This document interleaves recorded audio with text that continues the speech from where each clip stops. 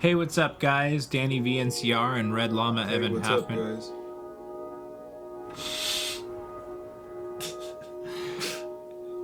guys? I mean, I guess if you want to do the intro. No, it's just not good at timing. I guess so.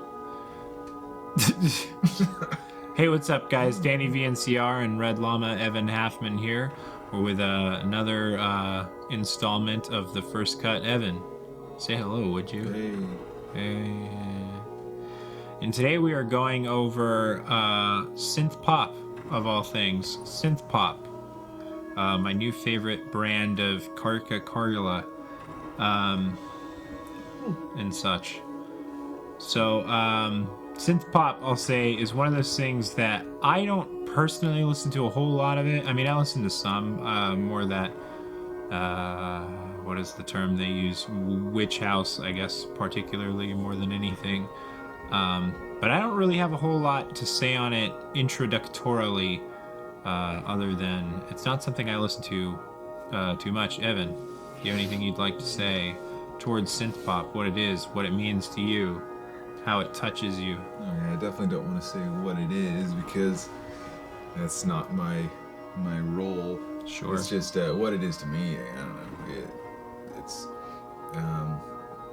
It's okay music. It's definitely not my my bag completely, but it, like everything, well, like the only other genre I've chosen thus far, it's just something that I kind of love it, I kind of don't really love it. I don't know, I kind of want to explore it further to really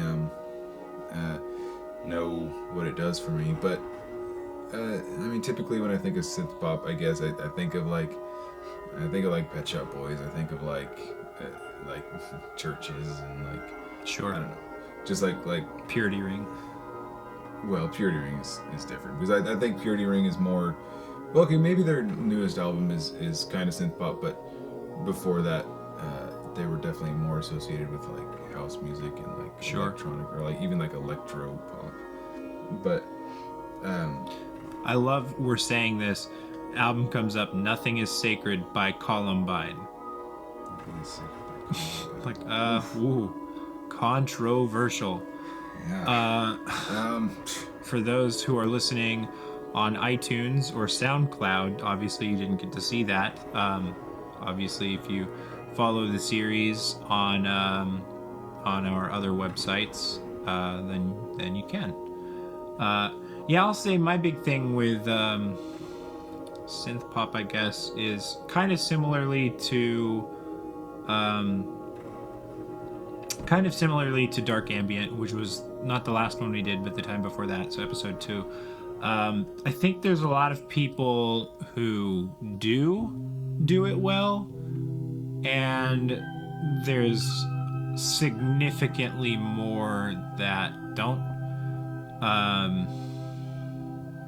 Yeah, I mean, that's just kind of I think that can be really said for almost all music, to be completely honest, is that a lot of the market is oversaturated with just total garbage. And, you know, I'm not saying that to anybody in particular, so, you know, no shots fired.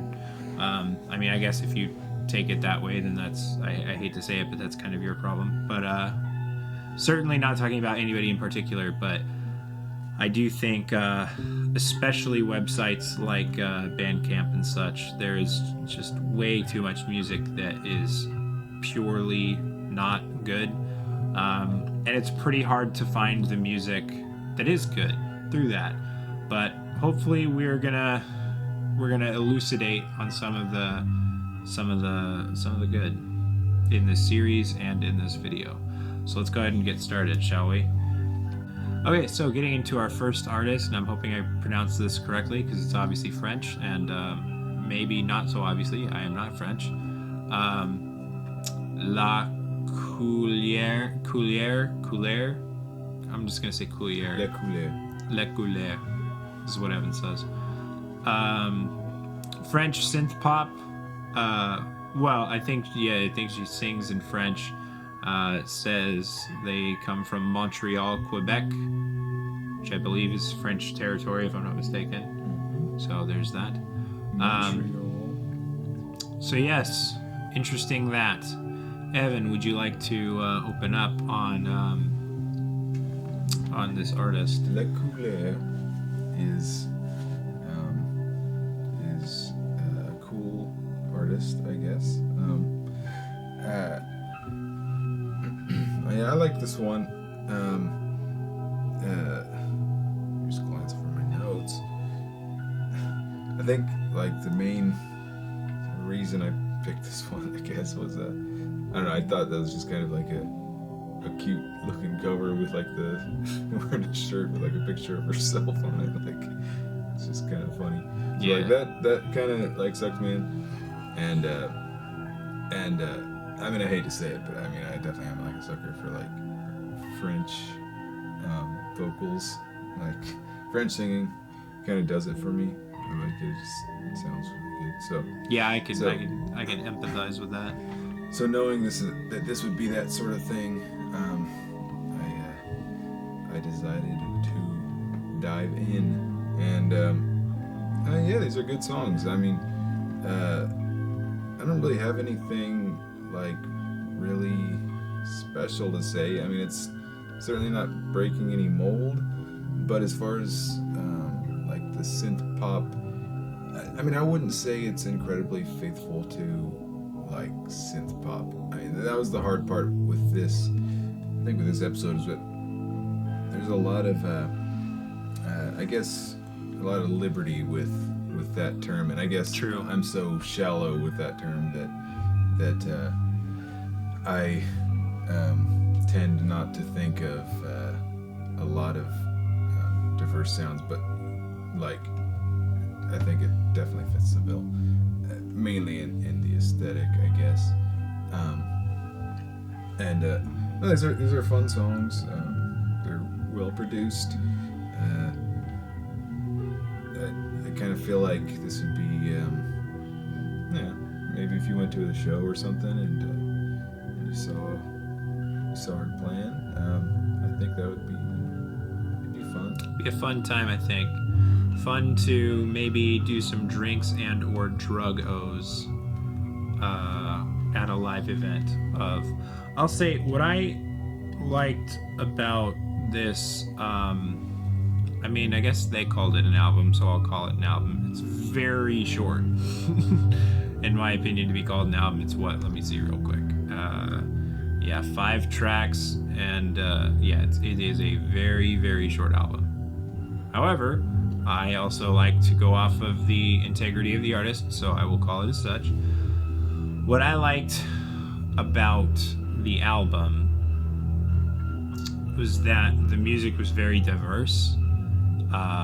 Like the opening track, I'm not even going to try to pronounce that because my French is horrible. Well, you can see it. Voyage Amoureux. Okay, there you go. Evan said it. I enjoy phonetically the French language, but I am absolutely horrible at pronouncing anything that is in French. But the opening track is very very spatial and ambient, and I really dig that. It's hard to really hear something like that and be like, oh yeah, boom, synth pop. But the rest of the album is kind of it's a lot more bumping, and the songs are still pretty different, but they're pretty fun. They're good. I don't want to say dance tunes, but they're songs that you can really get down to. Bob your head to, or grab your partner and do-si-do, whatever your poison is. But yeah, I rather enjoyed this one. I will mention too that Evan and I also mutually decided, despite the fact that it seems to have been doing pretty well, we are no longer going to be rating the artists, just because we both feel that rating is really insanely subjective, and what we think is really good, you may not. We would rather just say nice things and not give implications of negative connotations or anything else, or nonetheless say, well, this artist is better than this artist, just say, well, I mean, here's the thing. If we're featuring them, they're good, and we're definitely recommending them. So we'd rather you just take what we're saying, and I'm if you're not inspired to listen to it from that. I'm not a critic. I mean, I feel like I will give every artist, even if they don't deserve it. I mean, I'll give every artist the benefit of the doubt that their artistic creation is completely, like, every piece was deliberate and for a reason. So for me to come in and say, well, I like this, but I feel like this part of it was lazy or Sure. maybe not well thought out. Well, it wasn't me who made it, so I just think. Sure. I mean, I've known plenty of bands, honestly, that to me have the most arbitrary or just sometimes, honestly, outright stupid, to me, reasons for doing some of the things that they do in their art. But at the same time, just like Evan said, it's not my place to say that is or is not good or is not genuine. If that's what music is to them, then that's your experience. I don't have any say in that. So I would just rather cull out what I think is good and show that. And I think that's just kind of what we're doing. So to rate it just seems kind of pointless, personally. Rate it good out of good. Yeah. I rate it please listen out of good. Yeah. So with that being said, let's move on to the next artist, shall we? Yes, of course. Okay, so the next artist we have is Black Magic, who I just went up and down their page, and I didn't see a specific where they're from. I'm guessing because, you know, all of their stuff was produced in Canada, they're probably from Canada. Whereabouts, I'm not sure, to be quite honest. So, not going to comment on that, aside from what I just did. But Black Magic, Evan, would you like to open up? Black Magic. What?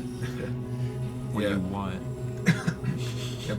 This band, I think, like, has a pretty specific sound and a pretty specific market they're catering to with their.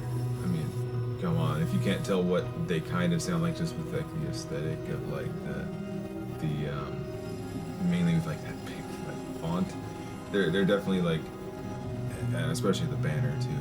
They're going for like really like kind of kitschy, like dark new wave vibe, I guess, and that's sort of the thing here, I guess. Maybe for anyone who's seen the movie Tribe, like it's kind of like a lot of the music from that. And it's this is probably like, I don't know. It's good for what it is. It's definitely not something I would really want to sit down and listen to, just because it's so I guess formulaic. They sort of have a sound, and they really feels like they really wanted to cultivate that sound, but yeah, it's fun, I guess. This is one of those things where I feel like it would be like a lot of fun to listen to this kind of stuff like in a car, like driving through like the city streets at night and like just blasting it and just like not giving a fuck or something. It just kind of feels like that sort of thing. Sure. Yeah, I very much agree with you on the dark new wave. I don't think I could subgenre that better myself, honestly, and which is interesting because I didn't think of that either. I thought, yeah, it definitely did feel new wave to me, for sure. The aesthetic definitely fits the music extremely well. Obviously, I mean, they know what they're doing. But Yeah, what to say, what to say. I'm trying to just think of anything that you didn't already say. It pretty much sums it up just about to a T. I mean, I enjoyed the music as a whole. As I mentioned earlier, synth pop really isn't my vibe to begin with. But yeah, this definitely felt. I want to say it almost feels out of time, and I certainly don't mean that derogatorily, because it is good. It is a fun listen. I don't honestly know if I could dance to it. I'm sure like if this is your thing, like it's very danceable music. It's just I don't feel that beat in me, I guess. It's like the. If I heard it at the right type of party, I would be excited, but it would have to be the right type of party. This feels like the music they play at a party in like I don't know, somewhere in like Los Angeles. It feels like definitely like SoCal kind of like cool night music. Yeah, to me it feels like if somebody's like, "Hey man, we're going to an 80s party. You wanna come to this 80s party at this nightclub, in Los Angeles." Like that's where I would imagine hearing this. Yeah, it reminds me of like, it reminds me of Sisters of Mercy and like early Ministry and stuff. Sure. But like the interesting thing with this band, I guess, is that you never can tell without asking, I guess, like if these kind of artists are trying to be kitschy or not. That's tough. If they're sort of wearing the aesthetic as if to like this in the same way that like vaporwave kind of wears that aesthetic, and you can never tell if they actually. I mean, as far as I can tell, these people look pretty young. I mean, I doubt they were, very old or remember the '80s very well. So, it's not something that obviously is of like any importance. It's just something that always piques my interest. Yeah, certainly. I definitely feel that. What more is to be said on this one? I mean, it's a fun listen. It's very strange. It's different. And strange. If you ever hear me say words, I'll say like strange or weird or bizarre. Never ever is that a bad thing. If I say it's bad, that's a bad thing. But it's strange and it's different, but it's kind of fun. Definitely, if you're into that dark territory of new wave, I think you'd really enjoy it. Give it a listen if that's your thing. Certainly. Evan, closing thoughts before we go on to the next artist. Yes, I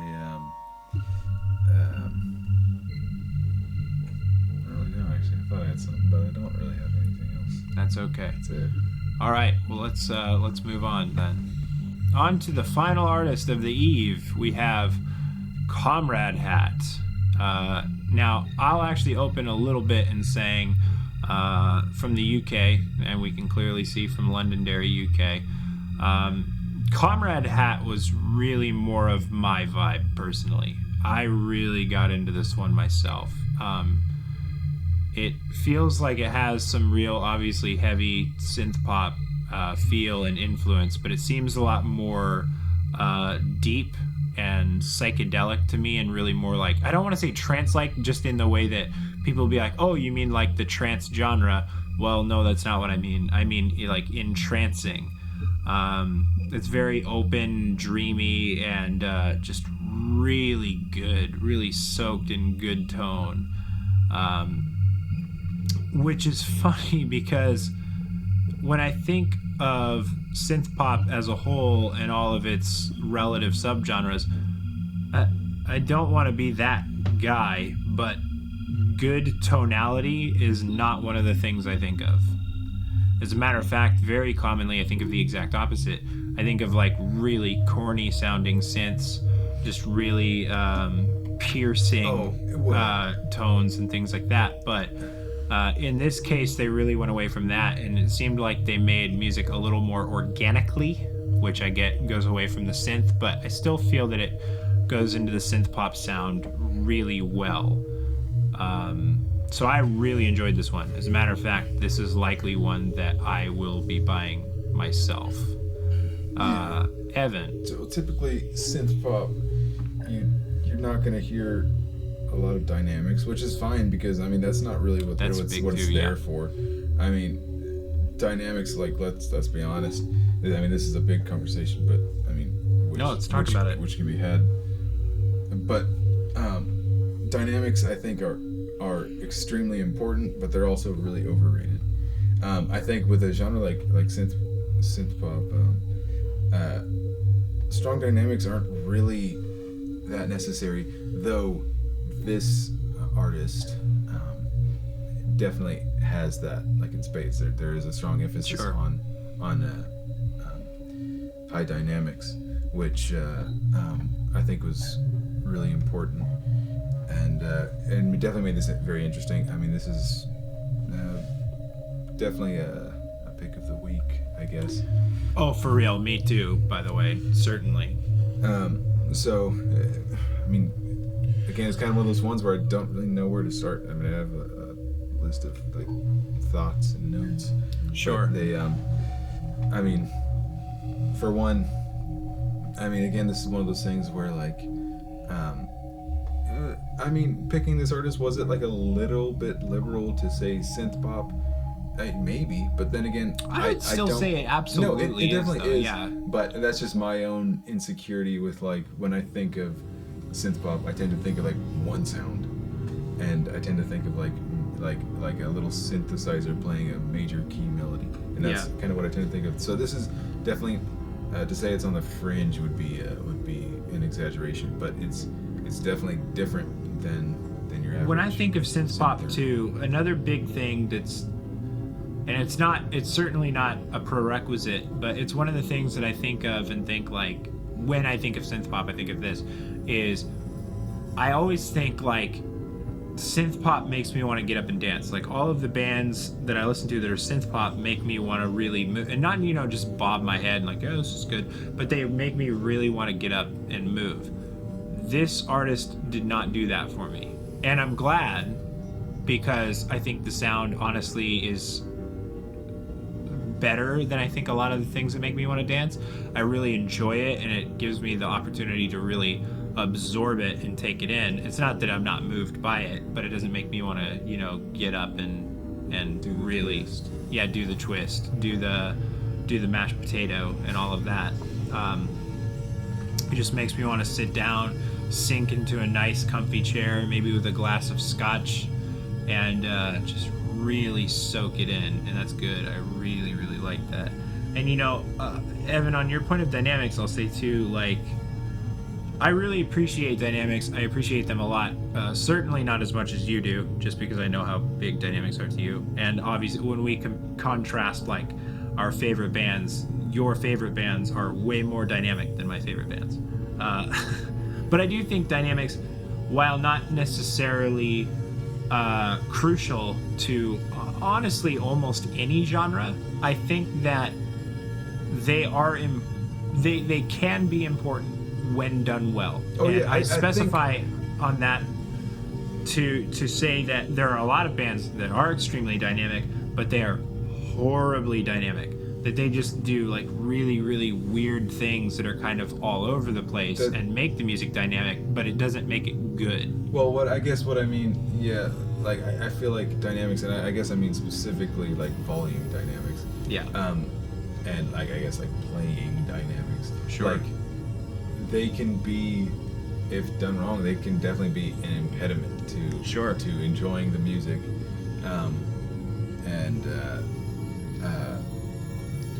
It's just I mean that's kind of like the best way I can put it. Yeah.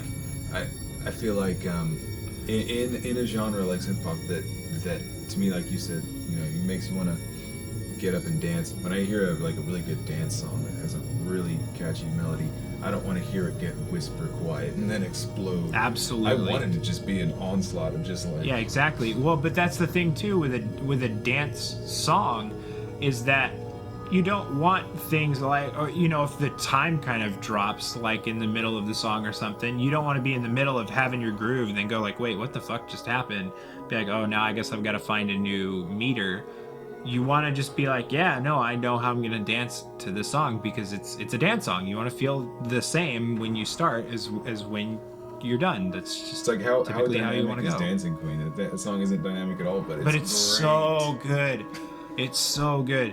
I still stand true on the statement that, like, you absolutely can say the words, I do not like the song Dancing Queen by ABBA, but you're definitely lying if you say it. You're definitely lying. I'll say another, going on the dynamics thing too, a phenomenal example of a great song that had an extremely unfortunate use of dynamics, in my opinion, is Hurt by 9 Inch Nails. And I know, Evan, you and I have talked about this before, but I know just about everyone's heard that song. They've heard the Johnny Cash version, or, you know, this, that, or whatever. But the original version on the Downward Spiral, if you've never heard it, is extremely quiet throughout the entire song up until the very end, when it becomes like probably about 6 times louder and just a big extreme distortion. And it's one of those things that it's kind of cool what they were going for, in the way that, you know, obviously it's very uncompressed, and it, you know, it makes you feel like everything's really quiet and sullen, and then it's just extraordinarily violent out of nowhere. But when you actually really listen to the song, the whole song is so quiet that you have to turn it up really to just be able to hear it. And once you get to the end, it's going to pretty much, if you're listening to it with headphones, it's just going to blow up your ears, because it's just so insanely loud. As a phenomenal song that's done a lot of great things, but that is one of the worst uses of dynamics I think I've ever seen. Well, the problem with that and that way of using dynamics is that that's the song. It's forcing you into a certain situation. Like, you have to listen to the song a certain way, which I think is, I don't sad. like that. I think like I'm sorry to say, like, I don't know if this is a controversial topic or opinion, but among I guess music listeners, audiophiles, or whatever. Sure. But I feel like almost every like music listening situation or element is legitimate. So that being, if you like to listen to music in your car, that's great. That's awesome. If you like to listen to music with your earbuds on your iPod, that's great. If you like to listen to music on vinyl through a hi-fi system, or that's if you awesome. if you like listening to music at work in the stock room by yourself while you're putting boxes on shelves. Yes. Yeah. See, that's the thing. That's the thing that does it for me, is that, and you know, and another example, like, you know, if you like to listen to music on the radio, or like, even like if you like listening to music while you sleep. Yeah. So That's something I do. I think it's just it's condescending to act like music should be listened to, or that if you were an artist saying, I think that my music should only be enjoyed in this way, and you're really muddying the experience by listening to it a certain way. Yeah. It's just like, well, I think there's a lot to be said for musicianship and artistry in that way alone, in that, like, well, I have 2 major points on that, and I don't want to get too far gone on either of them, but yeah, I know, you get into that whole tangent. Well, yeah, so the first thing I'll say is that I guess, like, the biggest thing is that when you create music, more often than not, and I'm not saying that the opposite doesn't exist, but more often than not, when you're creating music for yourself. You're creating something that you feel deep inside you, that comes out through the artistic expression of sound and music. And I get that, totally. But when you make music in a public domain, you put music out there for everyone to listen to. And here, you have to understand that their experiences are going to be different than yours. So nobody can feel or think exactly what you feel and think. So when you make music and people hear it in a way where they think, man, this is something that, it really relaxes me. And I find that it helps calm me down when I have anxiety or, I need to sleep or something like that. But the artist made it more to be like really outgoing and, try to like have a big pick-me-up kind of feel. And they're like, really? That's the exact opposite of what I had felt. Well, that doesn't devalue the listener's perspective. It doesn't devalue the artist's perspective either, but it doesn't devalue anybody. It just is what it is. And that's one of the beautiful, amazing things about mediums like music. And I think books are another thing that I see that a lot with too, where the author will write a certain, line or paragraph or chapter or the whole fucking book to have a certain meaning and feel, but you cull your own experiences out of that.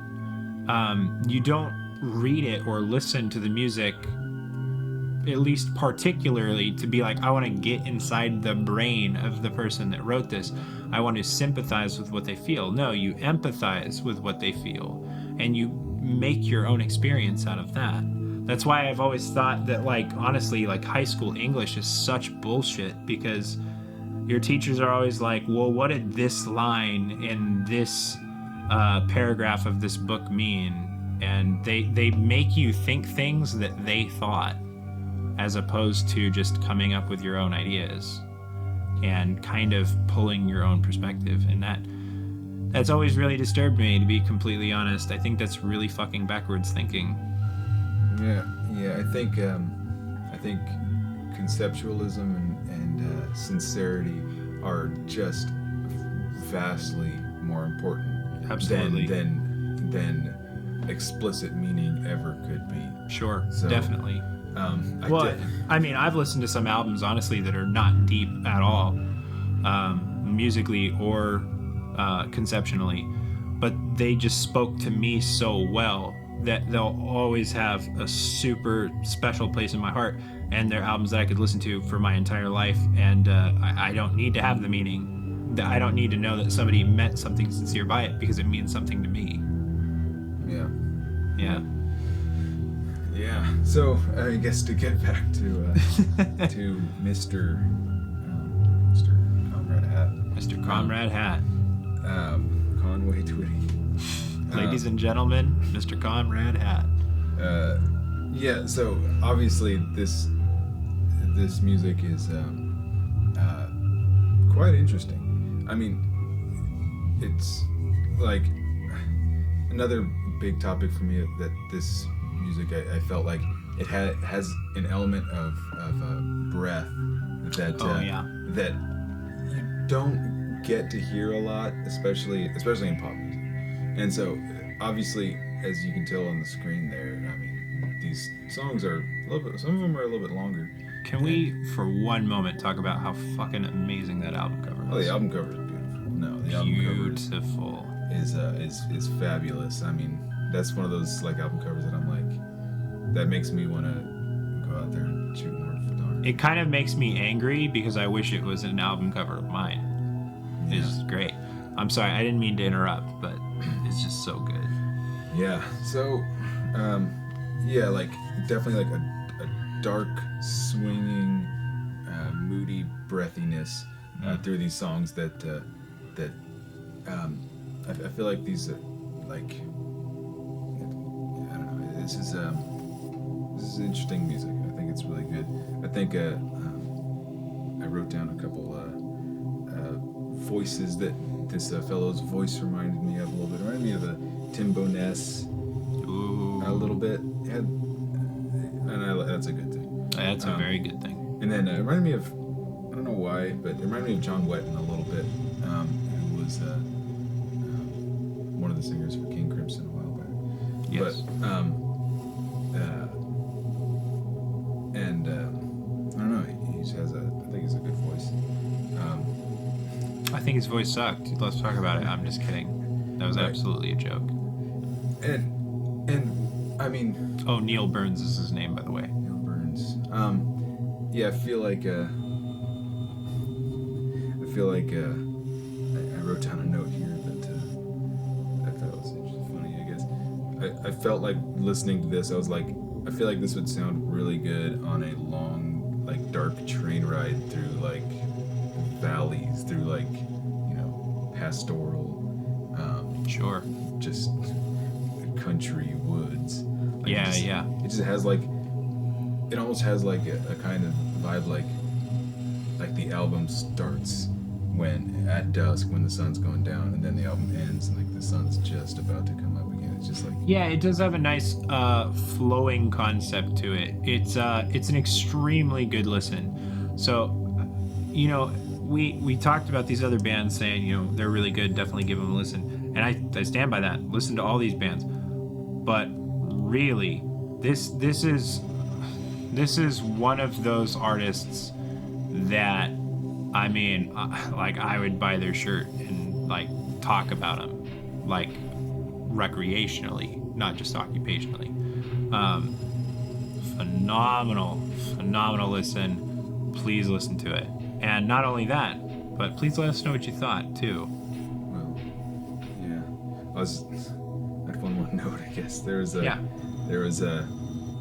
this is a specific observation, was that at the end of Crossroads, there's it turns into like crashing noise, and I love that. Like, that definitely, like, I found like the 3 songs before that pretty good, but once I heard that, like, that was that thing that made me know that, like, yeah, this is gonna be the pick of the week for me. Yes. Yes, definitely. I'm all about that. So, yeah, recommendation. Yeah, strong recommend. So before we close out, I have a couple of very important things I want to address really quick to our listeners. For our podcast listeners who are listening to this right now via SoundCloud or iTunes, welcome back. Thank you for sticking in. And if you have not subscribed already, I'll tell you, we sure would greatly appreciate it. And likes and comments and all of that are so greatly appreciated. That would just be so grand if you would do that. To all of our visual podcast listeners on both YouTube and Peanut Butter Disaster, we do have the podcast version available. If you would, if you couldn't tell by that, available for download and stream on both SoundCloud and iTunes. So totally, if you prefer that route instead of watching these actual things, then by all means. And of course, don't forget to like, comment, subscribe as well. With that, next week we'll incorporate 2 very big changes to the series that are very noteworthy. The first of which is we will no longer be posting the visual podcasts onto YouTube for reasons that are indiscriminate. But we will be posting the visual podcast exclusively on the DannyVNCR page of peanutbutterdisaster.com. You can still go on and watch them regularly, and you know, you can create profiles, like, comment, subscribe, all of that. And of course, you can still download the regular ones from iTunes and SoundCloud. None of that is changing. But with that change, we get to make a very important thing that has really disturbed us in the making of these before, in that we can actually play music on these. YouTube has had the severe limitation that if you use copyrighted music, really, even if it is for a review, your videos almost always get immediately flagged. It's just a big goofy thing, and it's been a limitation that we've always had trouble with. But now that we're moving away from YouTube, sticking with Peanut Butter Disaster exclusively, iTunes and SoundCloud, that is no longer a problem that we should be having. So we will be incorporating some of the music that we're actually reviewing in future episodes as well. So if you don't necessarily want to look it up just because we're talking about it and you want to hear it a little bit first, that's going to be something that we'll be doing from now on. So beginning episode 5, there will be music incorporated into the reviews as well. So all of that, very important. And again, don't forget to go to www.peanutbutterdisaster.com and check out, that is peanutbutterdisaster, yes, .com. And check out my DannyVNCR page where we will be posting these from now on. And of course, follow us on iTunes and SoundCloud as well. Again, Evan, would you like to say anything to the beautiful people before we close out? Thanks. Thanks, I love you. All right, drive home safe if you've been drinking, and don't smoke meth. Peace out.